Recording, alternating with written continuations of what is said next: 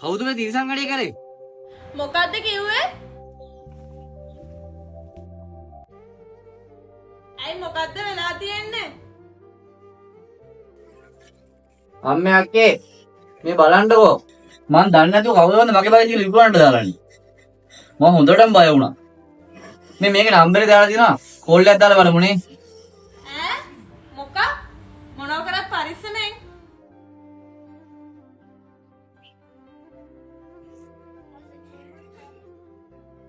Hello. මේ FB bike එකක් දාලා තිබ්බ විකුණන්න තියනවද? තියෙනවා මල්ලි. තියනවද? මට පොඩ්ඩක් ඒක ගැන විස්තර පොඩ්ඩක් දැනගන්න පුළුවන්ද? බයිසිකලේ නම් හොඳටම තියෙනවා. අපි රට යන නිසා දෙන්න හදන්නේ. එන්ජින් ඔක්කොම සර්විස් කරලා තියෙන්නේ. ටයරුත් ඔක්කොම අලුත්. අරන් කරන්න කිසිම දෙයක් නැහැ. එහෙමද? ගණ්ඩ එක්කෙනෙක් දැන් එනවා කිව්වා මල්ලි. බලමු. chance එකක් තිබ්බොත් ඔයාලට කියන්න. එයා බලලා වැඩි හරි ගියේ නැත්නම් ඔයාලට කෝල් එකක් දෙන්නද මං? කොහොමත් එයාලා එදී හවස් වෙයි. ඔයා කොහෙද මල්ලි? එනවද බලන්න? නෑ අයියේ. මං ගන්නමයි කතා කරේ. එහෙමද මල්ලි? ඔයා එහෙනම් මට ඉස්සෙල්ලා 5000ක් ඇඩ්වාන්ස් දාන්න. ඔයා දාලා බලන් දෙන්න. අපි කොළඹ. මේ හරි මං ඇඩ්වාන්ස් එකක් දාන්නම්. මේ මට පුළුවන් ද පොඩ්ඩක් වීඩියෝ කෝල් එකක් කරන් මේ වාහනේ බලන්න. අයියෝ මොකද බැරි මල්ලි? ඔයා ඉස්සෙල්ලා ඇඩ්වාන්ස් එක දාන්නකෝ. දාලා ඉවරලා ඔයා වීඩියෝ කෝල් නෙමෙයි ඕන දෙයක් කරන් බලන්න. සල්ලි දැම්මට පස්සේ මම ලොකේෂන් එකක් දාන්නම්. අයියේ මේ තව දෙයක්.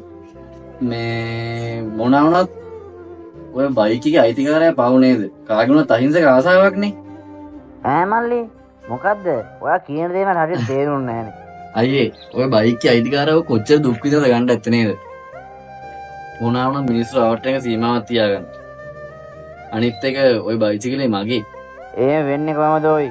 බයිසිකලේ මගේ. මේ අපේ ගෙදර තියෙන්නේ. අල්ලි මේ මාත් එක්ක සෙල්ලන්නම් තියාගන්න එපා. ඔය සෙල්ලම් කරන එක දැම්ම නවත්තන්න අයියේ. ආයෙවා සෙල්ලම් කරන්නේ ඔය අහිංසක කොල්ලෙක්ගේ හීනත් එක්ක. ඇඩ්වාන්ස් දායි. ඔයාලන් අතුරුදහන් වෙයි. ඒත් ඒක ගන්න ඒක උල්ල තප්පරයක් හරි හීන කොච්චර දකින්නවද? තිරසනෙක් වෙන්න එපාලු. මේ සමාජේ කොච්චරනම් වංචාකාරයෝ ඇද්ද? කොච්චරනම් කොල්ලෝ මෙන්න මේ වංචාකාරයන්ට හොයලා දුක් වෙනවද? කොල්ලෙක් දුක් මහන්සි වෙලා එයාගේ ටාගට් එකට යද්දි මෙන්න මේ වගේ වංචා කරලා ඒ කොල්ලව වට්ටන වංචාකාරයන්ට නම් හොඳක් වෙන්න එපා. ඒ වංචාකාරයන්ට පේන්න මේ වීඩියෝ එක ෂෙයා කරන්න.